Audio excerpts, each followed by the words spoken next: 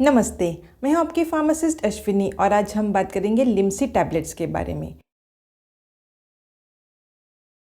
Limcee vitamin C tablets है।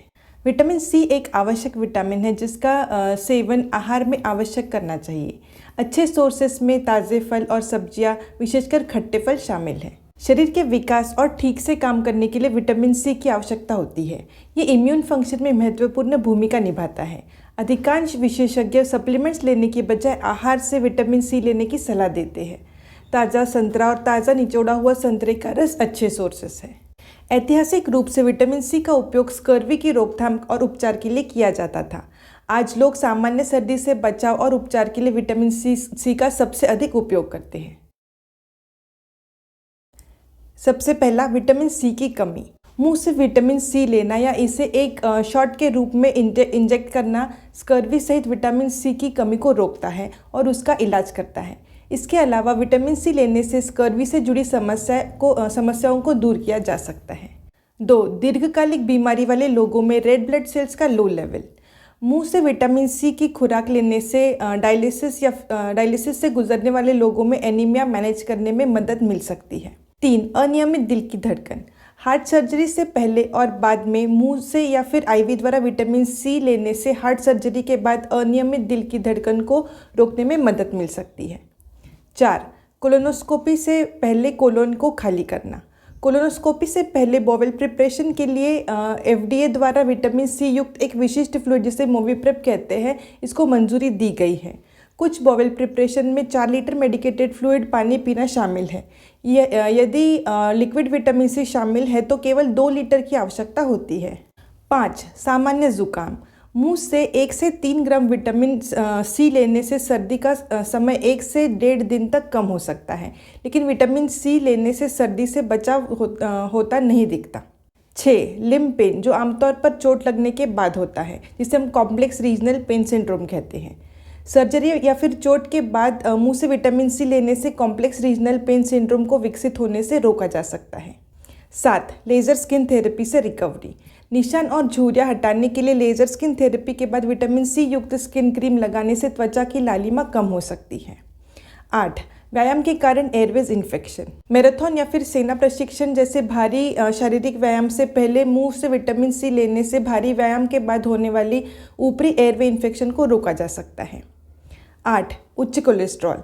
मुंह से विटामिन सी लेने से उच्च कोलेस्ट्रॉल वाले लोगों में लो डेंसिटी लिपोप्रोटीन, जिसे कि LDL और बैड कोलेस्ट्रॉल कहते हैं, वो कम हो सकता है। 9. उच्च रक्तचाप। मुंह से विटामिन सी लेने से सिस्टोलिक ब्लड प्रेशर, जो कि रक्तचाप बढ़ने में ऊपरी संख्या होती है, उसको थोड़ी मात्रा में कम करने में मदद मिल सकती है, लेकिन ये डायस्टोलिक दबाव यानी कि निचली संख्या को कम नहीं कर सकता। 10. Lead poisoning.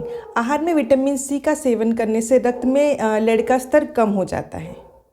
11. नाइट्रेट थेरेपी का कम लाभ, जो तब होता है जब पूरे दिन नाइट्रेट का उपयोग किया जाता है।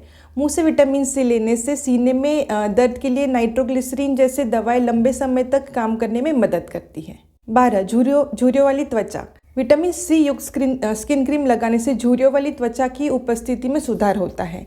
विटामिन सी पैच लगाने से भी झुर्रियाँ कम करने में मदद मिलती है। मुंह से लेने पर विटामिन सी संभवतः अधिकांश लोगों के लिए सुरक्षित है। कुछ लोगों में विटामिन सी के कारण पेट में ऐंठन, मतली, सीने में जलन और सिर दर्द जैसे दुष्प्रभाव हो सकते हैं। अधिक खुराक से इन दुष्प्रभावों के होने की संभावना बढ़ जाती है। प्रतिदिन 2000 मिलीग्राम से अधिक लेना संभवतः असुरक्षित है और इससे किडनी स्टोन और गंभीर दस्त हो सकते हैं। जिन लोगों को किडनी स्टोन हुई है उनमें प्रतिदिन 1000 मिलीग्राम से अधिक मात्रा लेने से किडनी में अधिक पथरी होने का खतरा बढ़ जाता है। गर्भावस्था के दौरान मुंह से प्रतिदिन 2000 मिलीग्राम विटामिन सी लेना सुरक्षित है। गर्भावस्था के दौरान बहुत अधिक विटामिन सी लेने से नवजात शिशु को परेशानी हो सकती है। अत्यधिक मात्रा में मुंह से लेने पर विटामिन सी संभवतः असुरक्षित होता है। 1 से 3 वर्ष के बच्चों के लिए प्रतिदिन 400 मिलीग्राम, 4 से 8 वर्षों के बच्चों के लिए प्रतिदिन 650 मिलीग्राम और 9 से 13 वर्ष के बच्चों के लिए प्रतिदिन 1200 मिलीग्राम और किशोरों के लिए प्रतिदिन 1800 मिलीग्राम से अधिक मात्रा में विटामिन सी लेना असुरक्षित है। जो लोग नियमित रूप से शराब का सेवन करते हैं, विशेषकर जिन्हें अन्य बीमारियां हैं, उनमें अक्सर विटामिन सी की कमी होती है। इन लोगों को विटामिन सी के स्तर को सामान्य स्तर पर लाने के लिए सामान्य से अधिक समय तक इलाज की आवश्यकता हो सकती है। लंबे समय तक किडनी की बीमारी से विटामिन सी की कमी का खतरा बढ़ सकता है। विटामिन सी की खुराक से कुछ लोगों के यूरिन में ऑक्सलेट की मात्रा भी बढ़ सकती है। यूरिन में बहुत अधिक ऑक्सलेट किडनी की बीमारी वाले लोगों में किडनी फेलियर का खतरा बढ़ा सकता है। एक मेटाबॉलिक डेफिशिएंसी जिसे ग्लूकोज 6 फॉस्फेट डिहाइड्रोजिनेज कहा जाता है, विटामिन सी की बड़ी मात्रा इस स्थिति वाले लोगों में रेड ब्लड सेल्स के टूटने का कारण बन सकती है। विटामिन सी की अधिक मात्रा से बचें। बड़ी मात्रा में विटामिन सी किडनी की पथरी होने की संभावना को बढ़ा सकता है। बुनियादी मल्टीविटामिन में पाए जाने वाले विटामिन सी से अधिक मात्रा में विटामिन सी ना लें। धूम्रपान और तंबाकू चबाने से विटामिन सी का स्तर कम हो जाता है। जो लोग धूम्रपान करते हैं या फिर तंबाकू चबाते हैं उन्हें आहार में अधिक विटामिन सी का सेवन करना चाहिए। एल्यूमिनियम विटामिन सी जिसे कि हम लोग एस्कॉर्बिक एसिड कहते हैं के साथ परस्पर इंटरेक्ट करता है। अधिकांश एंटासिड में एल्यूमिनियम पाया जाता है। विटामिन सी शरीर द्वारा एल्यूमिनियम को एब्जॉर्ब करने की मात्रा को बढ़ा सकता है। एंटासिड से 2 घंटे पहले या फिर 4 घंटे बाद विटामिन सी लें। ईस्ट्रोजन विटामिन सी के साथ इंटरेक्ट करता है। शरीर जितने जल्दी ईस्ट्रोजन से छुटकारा पाता है, विटामिन सी कम हो सकता है। ईस्ट्रोजन के साथ विटामिन सी लेने से ईस्ट्रोजन का प्रभाव और दुष्प्रभाव बढ़ सकते हैं। फ्लूफेनाजिन विटामिन सी के साथ इंटरेक्ट करता है। विटामिन सी की बड़ी मात्रा शरीर में फ्लूफेनाजिन की मात्रा को कम कर सकती है। फ्लूफेनाजिन के साथ विटामिन सी लेने से फ्लूफेनाजिन की प्रभावशीलता कम हो सकती है। विटामिन सी एक महत्वपूर्ण पोषक तत्व है। ताज़े फल और सब्जियां, विशेष रूप से खट्टे फल, विटामिन सी के अच्छे स्रोत हैं। दैनिक आधार पर सेवन की जाने वाली मात्रा को रिकमेंडेड डेली अलाउंस जिसे कि आरडीए कहा जाता है।